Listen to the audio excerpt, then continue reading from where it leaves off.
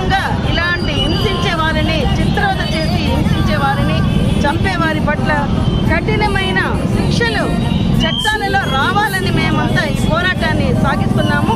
మన భారతదేశం ఎన్నో రంగాల్లో ముందుకు పరిగెడుతుంది.